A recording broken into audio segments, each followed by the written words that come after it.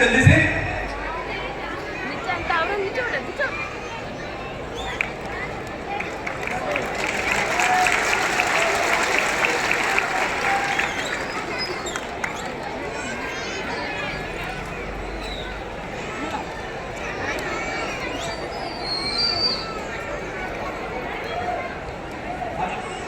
सामने चल रहे हैं बाकी लोग।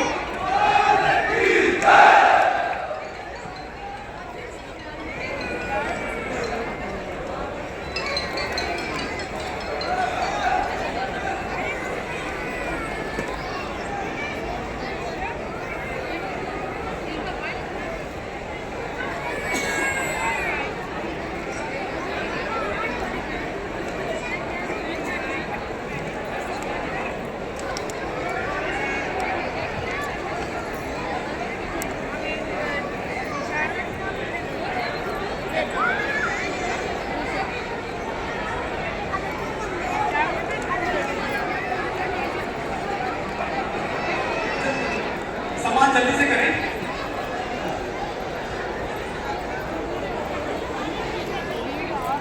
हेलो, जिन्होंने स्वागत कर दिया वो पीछे आ जाए। जिन्होंने स्वागत कर पीछे आ जाए। सम्मान करके आप पीछे आ जाए प्लीज। स्टेज पे भीड़ ना पड़े। देवासी समाज की तरफ से सबका स्वागत हो रहा है।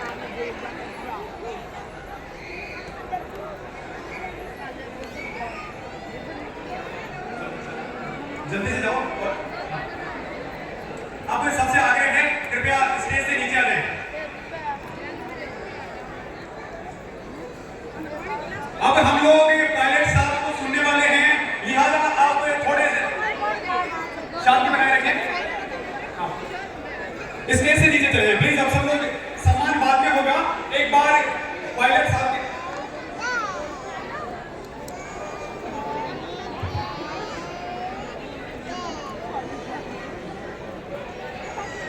अब हमारे तेलंगाना की धन्य धरानियों पर राजस्थान के लाडले सचिन पायलट साहब अपने मुखारबिंद से बहुत सारे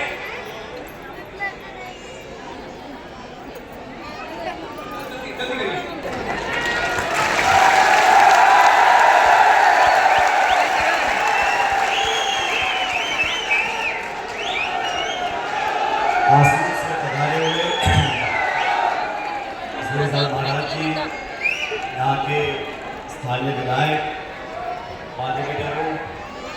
हमारे पूर्व सांसद मोहम्मद राव जी, राव साहब, हमारे नौजवान साथी संपत कुमार जी, पूर्व विधायक विजय जामगीर जी के सचिव हैं ICC में, हमारे उत्तर प्रदेश से विधायक अतुल प्रधान जी, देवदत्त जी, महेंद्र कंवर साहब, श्रीमती भगवती जी, श्रीमती मीना जी, राजेश अग्रवाल साहब, योगेश जैन साहब, आबिद पासवान जी, राजेश जांगेड़ साहब, राजसमंद से आए देवगन काका जी, श्री प्रकाश जी अजमेर से आए हैं, जाट महासभा के धर्मेंद्र जी, भाभी कुमावत जी। इतना शानदार एक आयोजन किया, इस पुण्य काम में आप यहाँ पधारे और मैं जानता हूँ कि आप हैदराबाद और हैदराबाद के बाहर से काफ़ी लोग इस कार्यक्रम में आए हैं। इस मंदिर की प्राण प्रतिष्ठा है और मैं विशेष रूप से देवदत्त जी को और ये पूरी टीम को, जो उसके सदस्य हैं, उन सबको बहुत बहुत मुबारक करता हूँ कि आप लोगों ने इतना बढ़िया आयोजन किया, मुझे यहाँ पर आमंत्रित किया।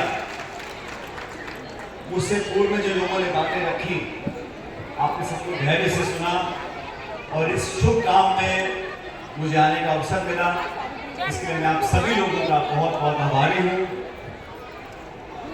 1.5-2 साल पहले मैं हैदराबाद आया था, तब मुझे कहा कि इस मंदिर का काम चल रहा है और 1.5-2 साल पहले ही मुझे कहा था जब मंदिर का काम पूरा होगा इसकी प्राण प्रतिष्ठा को करनी है। तो मेरी जो है देवदत्त जी ने 2 साल पहले एडवांस बुकिंग कर रखी थी, ये काम खत्म होगा तो आपको आना है। मैंने अपनी जुबान दी थी, मैंने कहा काम पूरा करिए, सबके सहयोग के साथ करिए। और सच में मुझे खुशी है कि ये आज जो मंदिर का निर्माण हुआ है, ये कोई एक व्यक्ति या एक संस्था नहीं कर सकती, सभी लोगों का इसमें योगदान रहा, सब लोगों की मेहनत रही और आपस में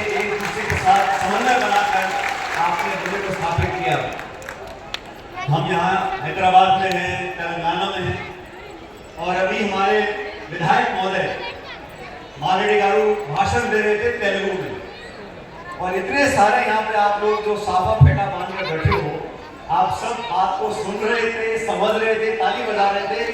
मुझे बड़ी खुशी हुई कि सारी तेलुगु आप लोग समझते हो, जानते हो, और इन्होंने जो भाषण दिया मैं तो बहुत कम समझ पाया, लेकिन आप सबने इस बात को समझा। ये इस देश की खूबसूरती है। हमारे मुल्क में पूरी दुनिया में 200 देश हैं, किसी देश में इस प्रकार की भावना, आपसी प्रेम, भाईचारा, जुड़ाव, लगाव, इतिहास, संस्कृति, परंपराएं कहीं नहीं। और यहाँ पर मैं देखता हूँ हैदराबाद, तेलंगाना, लेकिन यहाँ राजस्थान से सैकड़ों की, हजारों की तादाद में आप लोग यहाँ पर हो, दशकों से रह रहे हो, कुछ लोग पीढ़ियों से रह रहे हैं, लेकिन आप लोगों की जो प्यार और मोहब्बत अपनी जमीन से है, अपनी मातृभूमि से है, जहाँ आपका जन्म हुआ, जहाँ परिवार आपका है, वो अटूट रिश्ता हमेशा बरकरार रखते हुए आप लोगों ने यहाँ का व्यवसाय, रहना सहना, खाना पीना, उस सबको अपने आप में समा लिया। ये न सिर्फ हैदराबाद, तेलंगाना, लेकिन पूरे देश में हमारे भारत की जो एक संस्कृति और उदाहरण है, उसका बहुत जीता जागता एक आज मुझे इस बात का देखने को मौका मिला। अभी देवेंद्र जी भाषण दे रहे थे, मैंने उनको कहा आज यहाँ पर कई सारे समाजों के लोग आए हैं। अधिकांश लोग राजस्थान की पृष्ठभूमि के हैं, तेलंगाना आंध्र के बहुत से लोग हैं। जिस काम को लेकर आज इकट्ठा हुए हैं, उस काम को हम लोगों को मिलकर संपन्न करना है, और ये प्रेरणा लेनी है इतिहास से, ये संकल्प लेना है भविष्य के लिए कि हमारा आपसी जो भाईचारा है, प्रेम है, एकजुटता है, मोहब्बत है, उसे बरकरार रखना है। अपने जीवन में, अपने परिवार के लिए, समाज के लिए, क्षेत्र के लिए, देश के लिए हम लोग क्या कर सकते हैं। हमारे बच्चों को हम शिक्षा दें, संस्कार दें, देशभक्ति की भावना उत्पन्न करें, जो परमपिता परमेश्वर ने हमको संस्कार दिए हैं, हम अगली पीढ़ी को उन तक कैसे पहुंचा सकते हैं। देश बदल रहा है, दुनिया बदल रही है, लेकिन हमें अपनी जड़ों को मजबूत रखना है। आज का कार्यक्रम विचारधाराओं से, पृष्ठभूमि से, राजनीतिक सोच से एक ऊपर उठकर कार्यक्रम था। इसलिए जब आप भाषण दे रहे थे, मैं आपको टोका, मैंने कहा यहाँ चर्चा नहीं हमें करनी है पक्ष की, विपक्ष की, चुनाव की, हार जीत की। वो जब समय आएगा चुनाव का, तब कबड्डी खेल लेंगे, लेकिन आज हम इकट्ठे हुए हैं सिर्फ आपकी भावनाओं को लेकर। और हम सब लोग जो राजनीति में काम करते हैं, हमें अलग अलग मौके मिलते हैं। बहुत से साथी कुछ हरियाणा से हैं, कुछ मध्य प्रदेश से हैं, गुजरात से, उत्तर प्रदेश से हैं, अधूज उत्तर प्रदेश से हैं। अपने अपने क्षेत्र में, अपने अपने राज्य में, अपने अपने दलों में हम सब लोग काम करते हैं। कि मैं समझता हूँ जो व्यक्ति एक राजनीतिक कार्यकर्ता है, उसकी सबसे बड़ी जिम्मेदारी ये है कि अपने आप को अपने देश प्रदेश के समर्पित रखें। हमारे देश में जो भावना आज है उसको मजबूत रखें। अखंड भारत हो, सुरक्षित भारत हो, एक अग्रसर वाला भारत हो, और इस देश में 27 तो सरकारी भाषाएं हैं, नाना प्रकार की संस्कृतियां हैं, वेशभूषा है, खाना पीना है, रहना सहना है। दुनिया में एक दूसरा उदाहरण नहीं है। इस भावना को पिरो के रखना है। इसीलिए मेरा आप सबसे आग्रह है, हम जहां पर भी रहें, कोई व्यवसाय करें।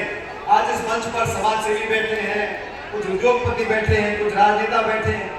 हम सब अपना अपना कर्तव्य निभा रहे हैं, लेकिन हमारा लक्ष्य होना चाहिए कि हमारी आने वाली पीढ़ी और मजबूत हो, अच्छे संस्कारों को मिले और संपन्न हो, एक दूसरे पर विश्वास की भावना पैदा हो। ये हम सबकी सामूहिक जिम्मेदारी है। देश कब बढ़ेगा? जब समाज बढ़ेगा।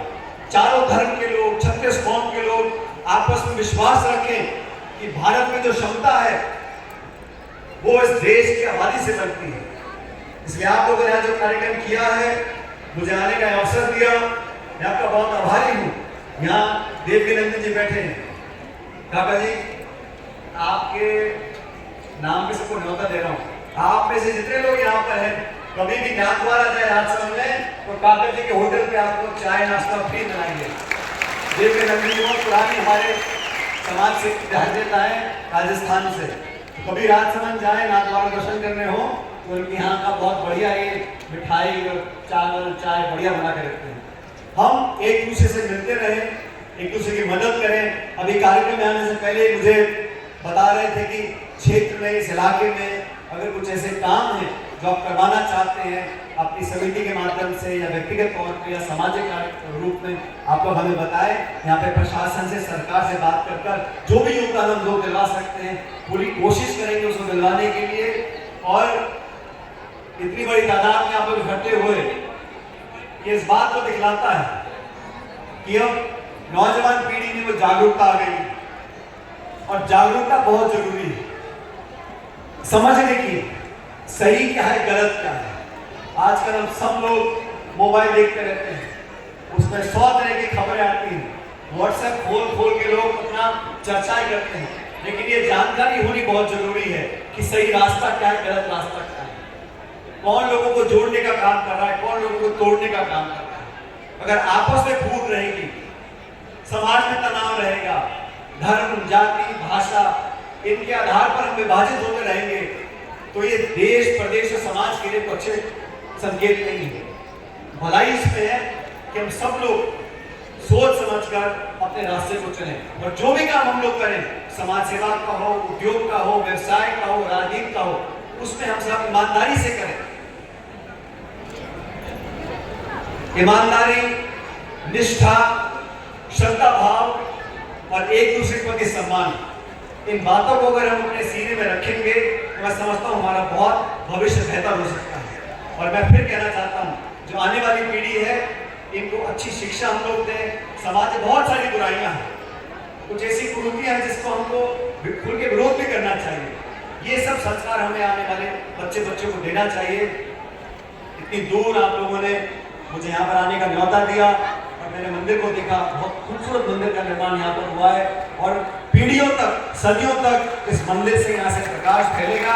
और आज का जो कार्यक्रम किया आप सब लोगों ने, और इसका श्रेय मैं आप सभी लोगों को देना चाहता हूँ और विशेष रूप से लोगों को जिन्होंने अपना समय निकालकर इस कार्यक्रम के प्रति अपने आप को समर्पित रखा और हर तरह से इस कार्यक्रम को कामयाब बनाने की आप लोगों ने कोशिश की। मैं विशेष रूप से आपका धन्यवाद देना चाहता हूँ और आज के इस पुण्य के काम को हम संपन्न करेंगे।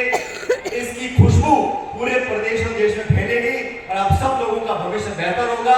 मैं परमपिता परमेश्वर से कामना करता हूँ कि आप लोग हमेशा मुस्कुराते रहो, फलो फूलो, आगे बढ़ो। ईश्वर आपको बहुत तरक्की दे, आपके बच्चों पर आशीर्वाद रखे और आपका स्नेह और आशीर्वाद इसी प्रकार बना रहे। बहुत बहुत धन्यवाद। राम राम सा।